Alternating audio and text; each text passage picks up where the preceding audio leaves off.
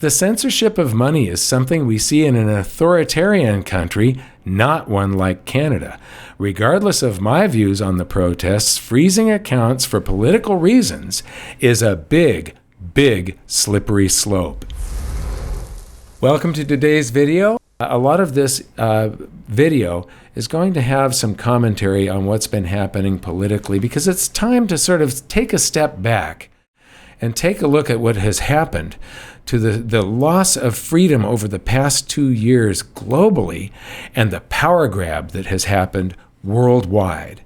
And so the final showdown, there's nothing better that exemplifies this than the Freedom Convoy, the truckers' protest up in Canada over the lockdowns and the mandates. So final showdown, Canada Police set to end Freedom Convoy unlawful demonstration. So keep this in mind, unlawful demonstration. Well, this wasn't unlawful until they just recently made it unlawful.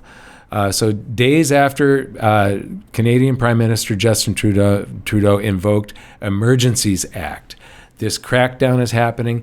Now they're arresting people. They are doing, they threatened to freeze bank accounts, and they're doing that.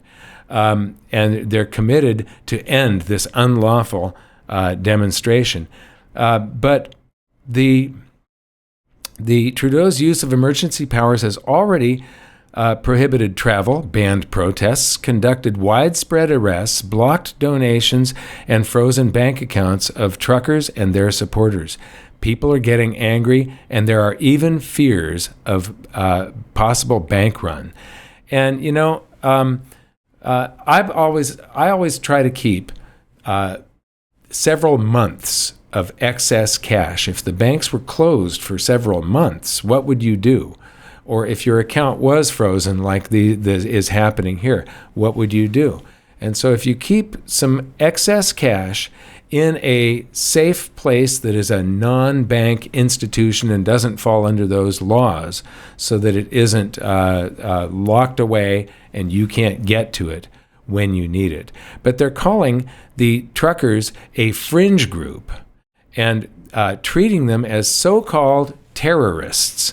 Now, I just wonder what percentage of Canadians are in support of this and feel the same way about the lockdowns and the mandates and the way that the government has grabbed power. And I think that there's going to be a big backlash over this. So here's what you need to know. And what you need to know is that the truckers feel that we have the right to peacefully assemble. And this was not, as far as I know, there was no violence going on here until the police showed up today. Then here's a tweet, and this is, I know a lot of Canadians. These are very kind, well-intentioned people. They're level-headed. They seem, on the whole, to be easier going than Americans, at least the ones that I know. And this is attention animal owners at the demonstration. If you are unable to care for your animal as a result of enforcement of actions, your animal will be placed into protective care for 8 days at your cost. After 8 days, if arrangements are not made, your animal will be considered relinquished. And I wonder what relinquished means. That means that you don't own it anymore. It's probably now a ward of the dog pound or animal shelter, and will be scheduled to be destroyed at some point in time if nobody adopts it. I just, what has happened to where Canadians are not being so kind right now? This is just, and things like this are happening all over the world. The world has gone crazy in just the past 2 years. And, this was near the start of the protests up there, the Freedom Convoy. That started at the very end of January. But the police chief says that the department will investigate and prosecute any officer. So the prosecute officers that provide support or give truckers food or water. they're going to prosecute the officers if they give the truckers food or water. So basically, if the officers feel the same way about these things as the truckers feel, they're going to prosecute.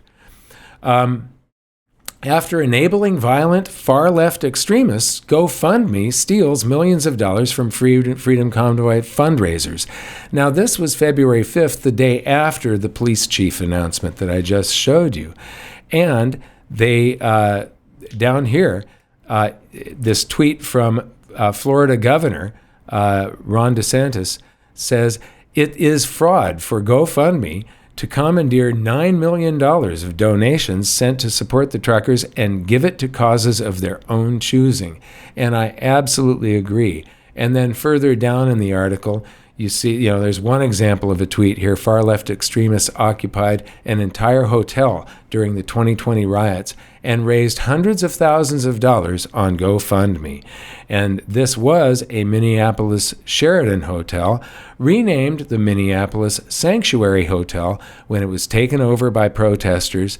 And so this was a very violent protest that GoFundMe did support. And here, when this snapshot was taken, they had raised just under $120,000.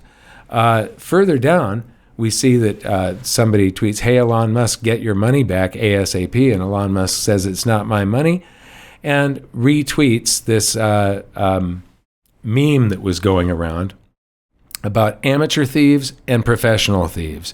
These are the thieves that jump on these trains in Los Angeles and take all of the Amazon boxes and things like that and steal the contents and leave the boxes.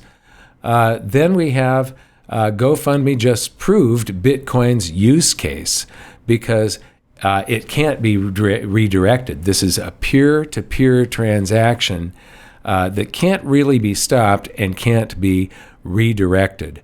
Then we see that this is the exact moment that your national currency becomes and I'm not going to say this in my video, but this was the announcement that was made on February 14th about all of the financial controls that they were going to put in place with this Emergencies Act. And I broke some of this down because language is really important. And if you listen to this video, you will come away with the impression that this is all directed at the truckers. But when you really take a look at the language and break it down, you'll see that that is sort of a smokescreen.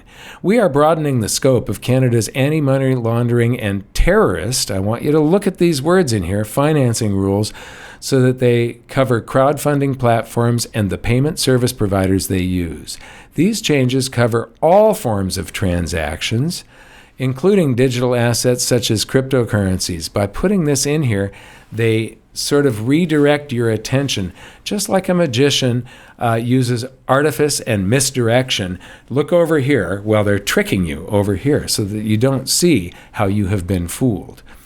The illegal blockades, again, calling them illegal, and they weren't illegal until this day. I have highlighted the fact that crowdfunding platforms and some of the payment service providers they use are not fully captured under the Crime and Terrorist Financing Act. So now they're calling the truckers criminals and terrorists. So let's move on to a little later in her speech. I'm going to skip all of the stuff that was just fluff. We are making these changes because we know these platforms are being used to support illegal blockades and illegal activity, which is damaging the Canadian economy. Well, it may have caused a little bit of damage, but do you think the lockdowns may have been the ultimate culprit? And we're not going to see the end of the effects of the lockdowns that they did globally. This is going to affect us for many, many decades. And as I'll show you later, it's going to affect us for basically the length of an average human life. As of today, a bank or other financial service provider will be able to immediately freeze or suspend an account without a court order. So they don't need a court order to just, if any financial institution here suspects you of anything, they can just freeze your account. In doing so, they will be protected against civil liability. So you have no recourse. They can freeze your accounts, prevent any access to your finances, and in the meantime, you might lose your house and your car, and you'll have some very, very serious problems, and you can't even afford to get an attorney. You would have to get a public defender to try to take the government, which has ultimate deep pockets, to court to get your access to your funds back. Now, I'm going to skip this paragraph because it's just a bunch more fluff, except it ends with illegal blockades, but it's about sharing information between the police and the banks. It's about following the money. It's about stopping the financing of these illegal blockades. Now, stopping the financing. This is casting a very broad net where all transactions can be looked at. It isn't directed toward the truckers. This is about stopping the financing so they can freeze accounts of anybody that donated to this. We are today serving notice. If your truck, and this is the artifice again, this is the misdirection, and they ended it with, this is the way the speech ends, and because it ends this way, it gives you reflect on it and you think it's all about the truckers. If your truck is being used in these illegal blockades, your corporate accounts will be frozen. Well, they just said that it's about stopping the financing, not about the truckers' bank accounts, but also the people that are financing it.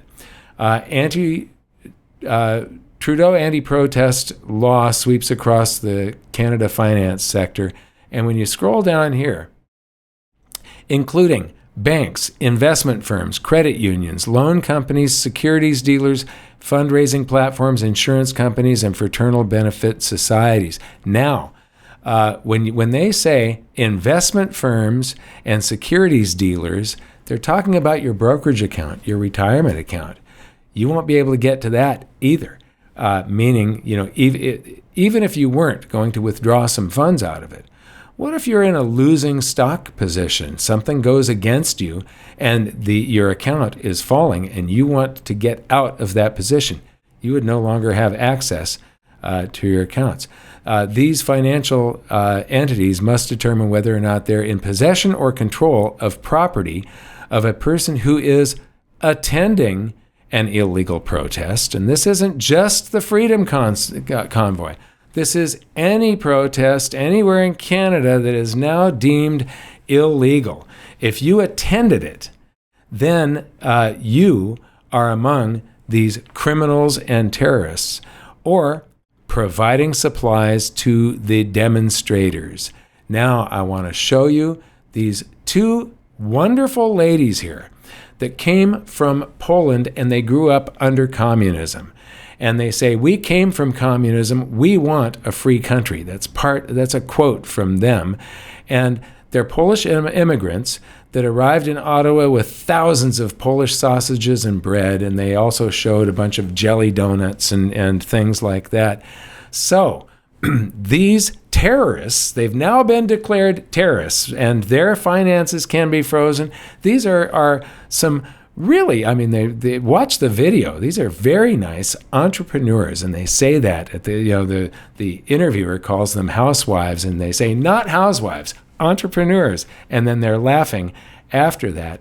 But they seem like wonderful women doing something that they believe in, because they believe the same thing the truckers believe, but it goes against what the government is telling you that you have to believe or else. And so, making these people, putting them in a list with terrorists, watch this Polish sausage, it's loaded, it could go off any second.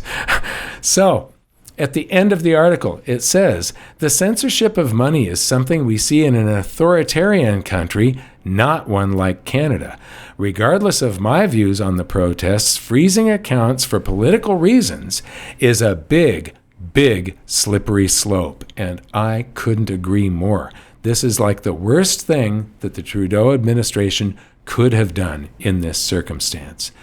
And then we have the Deputy Prime Minister of Canada The names of both individuals and entities, as well as crypto wallets, have been shared by the Royal Canadian Mounted Police with financial institutions, and accounts have been frozen, and more accounts will be frozen.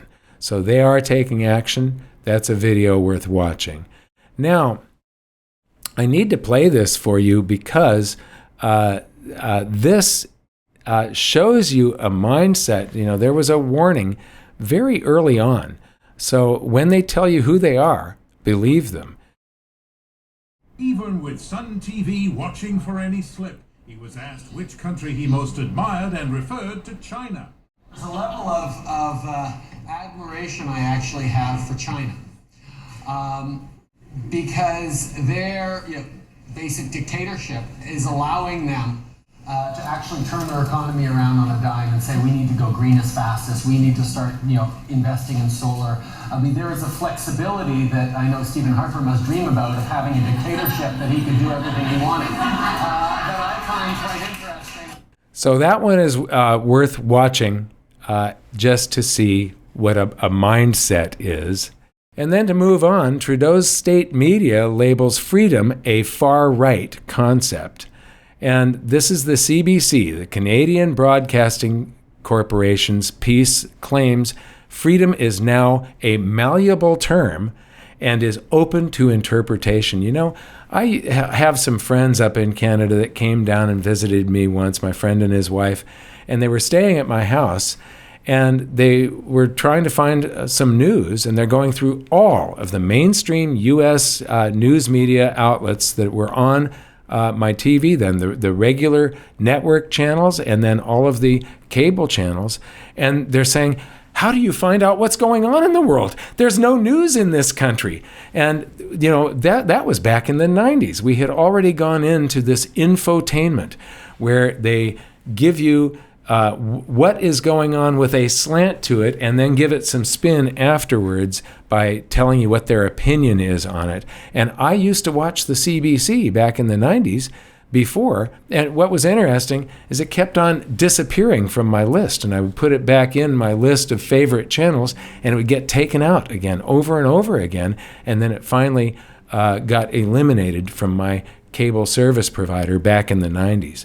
But freedom is not a malleable term, and it's not open to interpretation. I am sorry, Justin. So, the total federal debt of all prime ministers in Canada. So here's all the previous prime ministers, $634 billion, and here is Trudeau, getting back to the problem that we have with spending. So, was all of this necessary? Did they have to do all of these lockdowns and mandates and everything else? I urge everybody to go to this YouTube channel of Dr. John Campbell and check out, to find out whether or not this was necessary. If you look at any of these that say immunity or immunity, I don't even want to say this word for fear that this video will be controversial, and it could cause us to get a warning that we could lose our YouTube channel. This is not misinformation. What I've been doing here is reporting on all of these different articles. I've been showing you what has been written. Anyway, click on things that say this word, and here's, I shouldn't have even said that word, immunity. And when you're watching these videos, there's a little gear down in the corner of the YouTube player window. If you click that, you'll see playback speed. And I watch all of these videos at like 1.5 times speed. There are some videos I watch at 2 times speed. And when you watch at 1.5 times, when you see a video that's 30 minutes long, you're going to be able to watch it in just 20. Saves you a lot of time. So watch some of these and make up your own mind. I'm not going to give an opinion or tell you whether or not I think that the lockdowns were necessary or not. Just look at the data, and what he is going to do is present a whole bunch of data from official websites and he will say whether he agrees with that data or not. So the point of that is that, with some of the countries that really have looked at the data and know what is going on right now, especially the Scandinavian countries, they are now dismantling this, which I don't think I should say in this video, because, I've got something very, very important coming up. I need this YouTube channel. I've been working on something for a decade, and it's purely economics. It has nothing to do with politics, monetary history. It's just economics. It's the most important thing that I will do in my lifetime. It's going to be coming out within a year, and I've been working on it for an entire decade now, a little bit more. And so I need this channel, and I have to be very careful what I do here. So in the future, you're going to see some of our videos pull back just a little bit and just presenting more data and letting you make up your mind on the data. But, what has this caused, and how long will the ramifications last? The CDC just quietly lowered the standards for speech in early childhood development. Now, children that should know 50 words at 2 years old, it's now extended to 30 months, 2.5 years old. They should know 50 words. So the lockdowns and mask wearing and isolation is causing problems with children's development. And that is a tragedy. And here is the piece from cdc.gov, and there it is. At 30 months, your child should be able to speak about 50 words. That is a giant tragedy. Now, the Canadian government is calling for Bitcoin addresses to be blocked, which means Canada is going to show the world that Bitcoin can't be stopped. This is true. You can't stop Bitcoin. However, you can put a pretty big dent in it. China declares all cryptocurrency transactions illegal. This is from last September. However, they started this process a lot earlier than that. So all through last year, cryptocurrency mining, China was the largest, the place where most of the world's mining was done because they have subsidized electrical power. So the power was cheap. Mining Bitcoin consumes an immense amount of power. And so you want to invest in this and have these warehouses with thousands upon thousands of mining rigs. You want to be in a place where the power is cheap, and that was China. So the majority of the processing power that was running the ledgers was happening in China, and then they suddenly declared Bitcoin mining illegal, or cryptocurrency mining. And so now I want you to take a look at what's happening in the United States. These senators, a Republican and a Democrat and another Republican, have introduced a bill to investigate the accountability for cryptocurrency in El Salvador, because the State Department report on El Salvador's adoption of Bitcoin as a cryptocurrency and as a legal tender, and a plan to mitigate. They're trying to make a plan to mitigate potential risks to the U.S. financial system. So just remember that one, because in the next paragraph, there's sort of a redirect. El Salvador's adoption of Bitcoin as legal tender raises significant concerns about the economic stability and financial integrity of a valuable U.S. trading partner in Central America. So they're saying, oh, well, we're really worried about El Salvador if they do this. This new policy has the potential to weaken U.S. sanctions policy, empowering malign actors like China and organized criminal organizations. Isn't that redundant? It seeks to greater clarify El Salvador's policy and requires the administration to, here it is, mitigate potential risk to the U.S. financial system. Now, going to Bitcoin is good for El Salvador, but it could be bad for the United States. Why? because what they're concerned about really, they're going on to say that it opens the door for money laundering cartels and undermines U.S. interests. Well, the money laundering, the currency that is the majority for all money laundering on this planet, and I'm not just talking about the US dollar compared to cryptocurrencies, but all currencies, including cryptocurrencies, is the US dollar. That is used in more money laundering than anything else. And so this is just a smokescreen here. What they are concerned about is preserving the role of the dollar as a reserve currency of the world.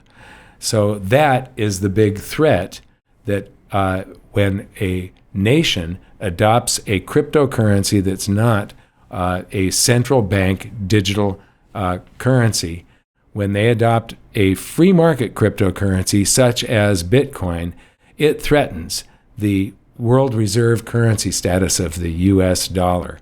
And there's the bill, so you can take a look at it if you want.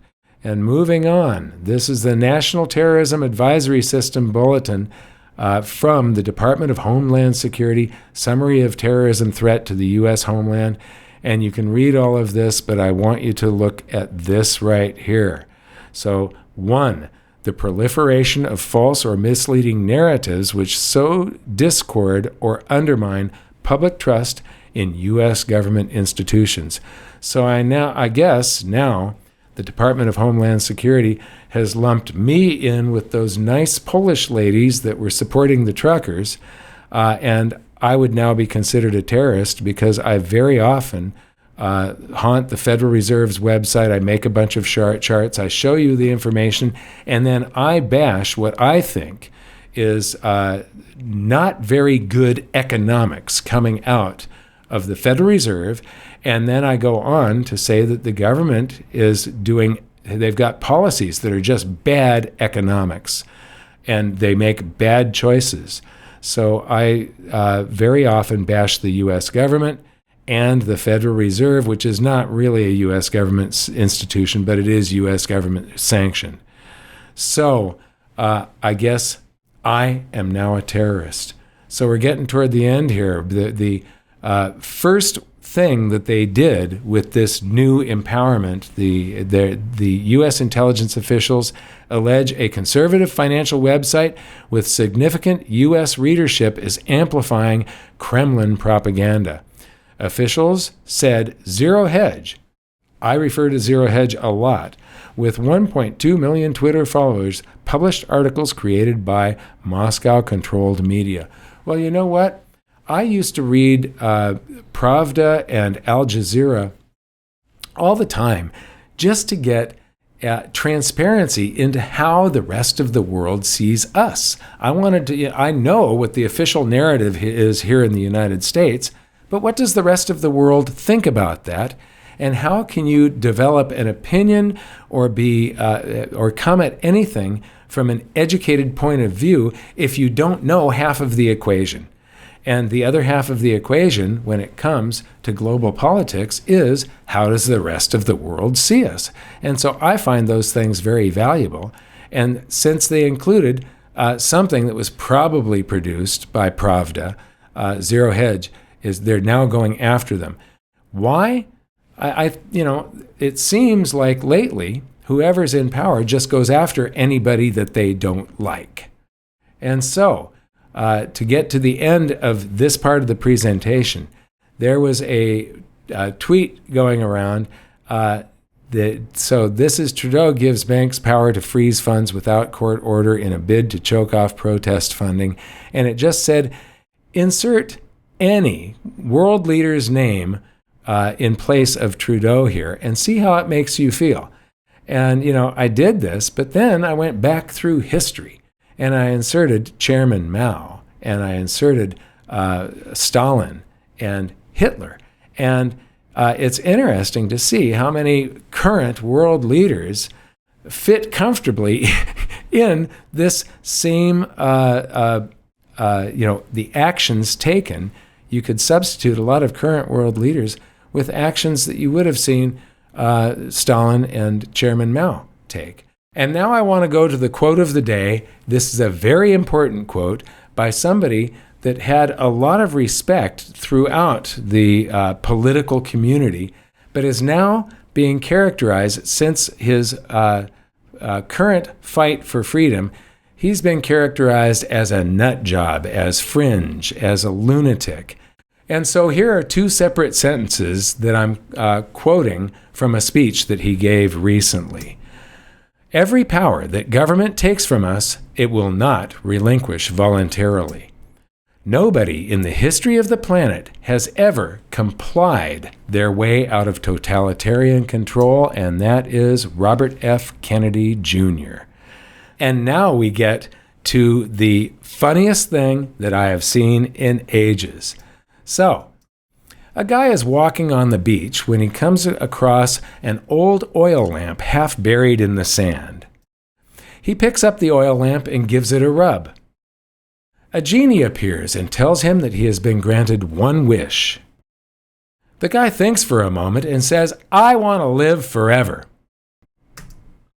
"Sorry," said the genie, "I'm not allowed to grant eternal life." "Okay then, I want to die after the government balances the budget and eliminates the debt." "You crafty little bastard," said the genie. You know, the last time the government actually balanced the budget and eliminated the debt was under Andrew Jackson, and he left office 185 years ago. Both parties are guilty of equally doing deficit spending, inflating the debt, and digging us into a hole that we really can never crawl out of. I want to thank you for watching. We'll see you next time.